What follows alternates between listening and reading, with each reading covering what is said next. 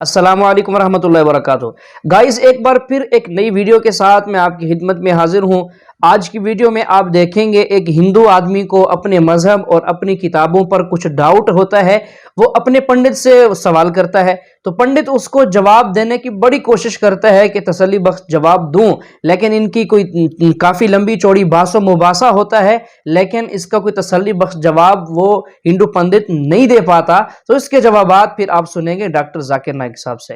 तो वीडियो में हमारे साथ आखिर तक रहिएगा। एक क्वेश्चन है मेरा, क्या ईश्वर से बड़ी इस संसार में कोई सत्ता है?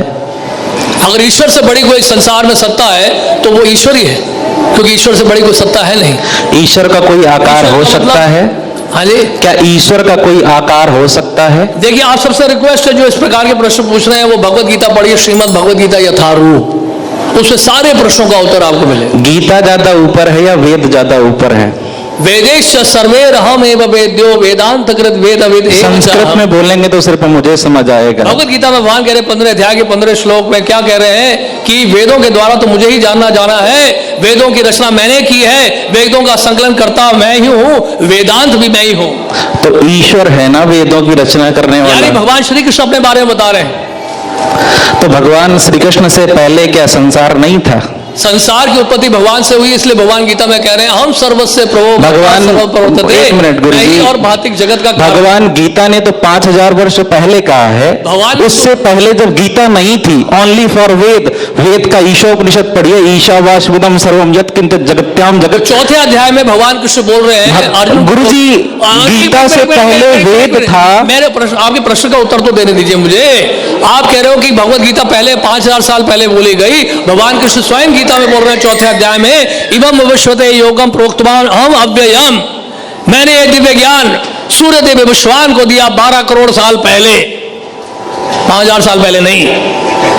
आप बताइए, ये उनके अंदर भगवान कृष्ण ने सूर्य देव विश्वान को दिया और सबसे पहले भगवान ने दिव्य ज्ञान सृष्टि की प्रारंभ में, जिसका उल्लेख श्रीमद् भागवत में मिलता है, ब्रह्मा जी को दिया। और बताइए, ऐसा नहीं है। ईश्वर ने सृष्टि के आदि काल में मात्र 4 ऋषियों को वेदों का ज्ञान दिया और भगवान कृष्ण खुद वेद पढ़ करके गीता जैसा अमर ग्रंथ बोलने के काबिल हुए, ऐसा शास्त्र प्रमाण है। शास्त्र में कहीं भी इस प्रकार का वर्णन नहीं है। क्या भगवान दिखा दीजिए पहले। क्या भगवान नहीं, भगवान राममान नहीं थे? उन्होंने तो गीता का अध्ययन नहीं किया, गीता का अध्ययन नहीं किया। गीता का अध्ययन भगवान को करने की आवश्यकता नहीं है, क्योंकि वो भगवान है। गीता का अध्ययन आपको और मुझे करना होगा। क्यों? एक मिनट गुरुजी, भगवान का अर्थ क्या होता है? गीता का अध्ययन भगवान का अर्थ क्या होता है? मुझे करना है। भगवान का अर्थ क्या होता है? एक परिवार के लिए पति भगवान नहीं होता? उसी प्रकार से भग कल्याणार्थक धातु होती जिसके 6 अर्थ निकलते हैं। दर्जा दिया जाता है, सम्मान किया जाता है, इसका मतलब ये नहीं कि वो भगवान है। भाई, परिवार के लिए वो भगवान है। भगवान कृष्ण ने पूरे संसार के लिए कल्याण का काम किया, वो संसार के भगवान है। इसी प्रकार से आप देखिए, कोई कुल भगवान होते हैं, कोई गांव के भगवान का मतलब ये है कि आप संसार के अच्छे काम करने लगो, आप भगवान बन जाओगे। ईश्वर भगवान नहीं हो सकता। दोनों के बहुत बड़े अंतर है, मैं इसको व्याकरणिक अर्थ से निकाल सकता हूं। ईश्वर परमा कृष्ण सच्चिदानंद विग्रह अनादिरादिर गोविंदा सर्व कारण कारण। परम ईश्वर भगवान श्री कृष्ण है, सच्चिदानंद विग्रह है, सभी कारणों के कारण है, वो अनादि है, उनका कोई आदि नहीं है। ब्रह्मा जी कह रहे हैं ब्रह्म संहिता में, अगर भगवान कृष्ण खुद ईश्वर हैं तो उन्हें ईश्वर की आराधना करने की क्यों आवश्यकता पड़ी? जाना है, आपके बहुत सारे प्रश्न हैं, आप कभी समय लेकर हमारे पास आइएगा, क्योंकि बहुत सारे। मेरा एक ही प्रश्न और है, अगर भगवान कृष्ण खुद ईश्वर हैं तो उन्हें ईश्वर की आराधना करने की आवश्यकता क्यों पड़ी? भगवान कुछ भी कर सकते हैं। भगवान तो अर्जुन का रथ भी चला सकते हैं, भगवान शिव जी को जल भी चढ़ा सकते हैं। वो भगवान की इच्छा है, वो कुछ भी करें।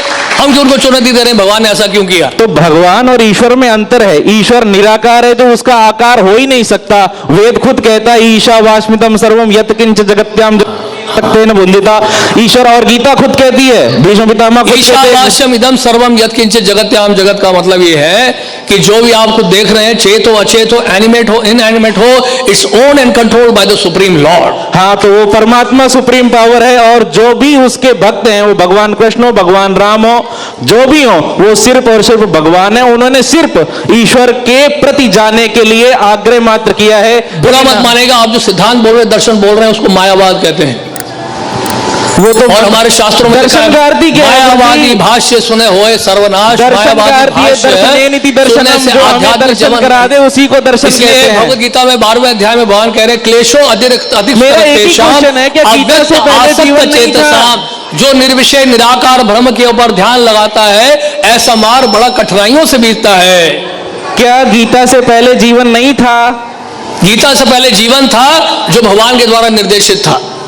तो अगर हम वो तो वेदों में निर्देशित था, हम गीता के तो इसलिए भगवान बोल रहे हैं गीता में, वेदैश्वर सर्वैरहम् अहम् एव वेद्यो वेदांत कृत वेदवित् एव च अहम्। वेदों की रचना मैंने की है, वेदों का संकलन करता मैं हूं, वेदों के द्वारा मुझे जानना है, वेदांत मैं हूं।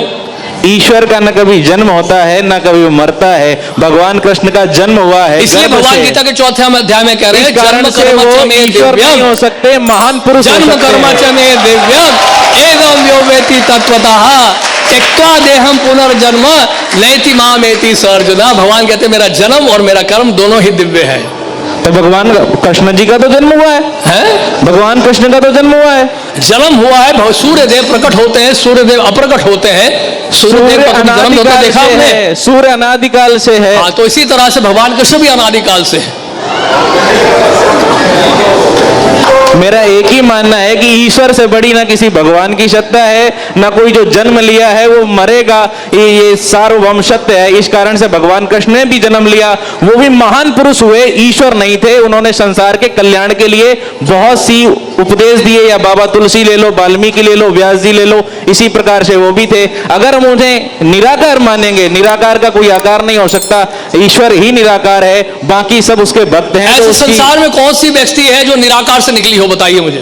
क्या चीज? ऐसी कौन सी वस्तु है जो निराकार से निकली हो, जिसकी उत्पत्ति निराकार से हुई? बताइए बताइए। सूर्य जो है, सूर्य का प्रकाश से सूर्य निकला है, या सूर्य देव से सूर्य जो है, सूर्य ग्रह से सूर्य का प्रकाश निकलता है? अगर आप 10 उपनिषद पढ़ेंगे, ये लाइट बल्ब से आ रही है, लाइट से बल्ब निकल रहा है।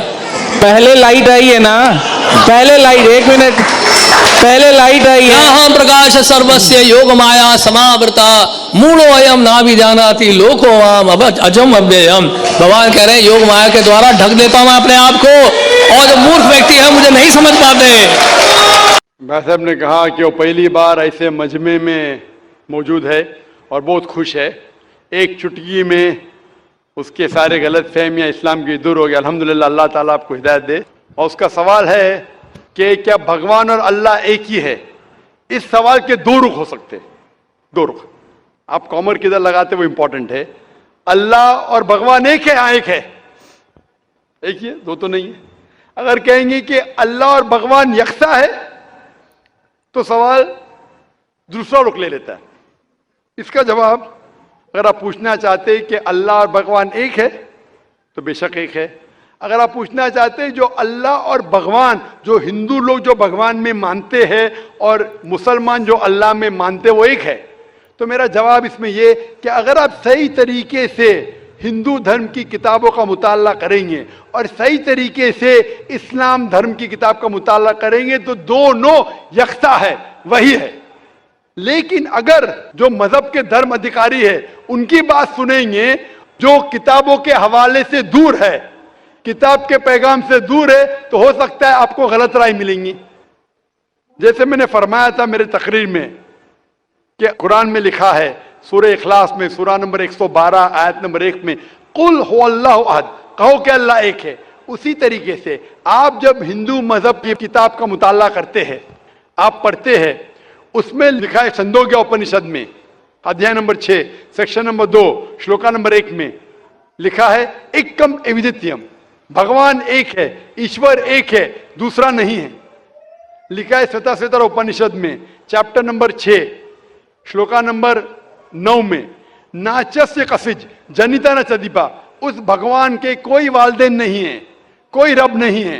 भगवान का कोई माँ नहीं है, कोई वालिद नहीं है, कोई सुपीरियर नहीं है।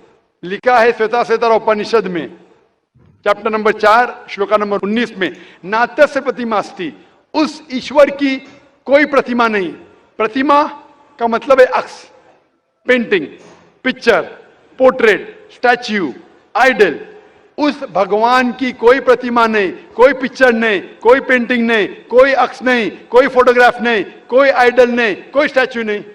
ये दोहराया गया है यजुर्वेद में चैप्टर नंबर 32 श्लोका नंबर 3 में, न तस्य प्रतिमा अस्ति, उस ईश्वर का कोई अक्ष नहीं, कोई प्रतिमा नहीं, कोई पिक्चर नहीं, कोई पेंटिंग नहीं, कोई फोटोग्राफ नहीं। तो जब आप मुताला करेंगे हिंदू मजहबी किताब का और कुरान का, हिंदू मजहबी किताब का ब्रह्म सूत्र में कहा गया है एकम ब्राह्म द्योत्या नास्ते नीना नास्ते किंचन, भगवान एक ही है, दूसरा नहीं है, नहीं है, नहीं है, जरा भी नहीं है। There is only one God, not a second one, not at all, not at all, not in the least bit. तो जब हम इस्लाम और हिंदू मजहबी किताब का मुताला करेंगे, हमें पता चलता है कि ईश्वर, अल्लाह, भगवान, खालिक, मालिक एक ही है, और उस खालिक, मालिक, ईश्वर, भगवान, अल्लाह का कोई अक्ष नहीं, कोई पेंटिंग नहीं, कोई मूर्ति नहीं, कोई फोटोग्राफ नहीं। हमें सिर्फ उस अकेले ईश्वर अल्लाह की इबादत करना चाहिए। Hope the answer the question.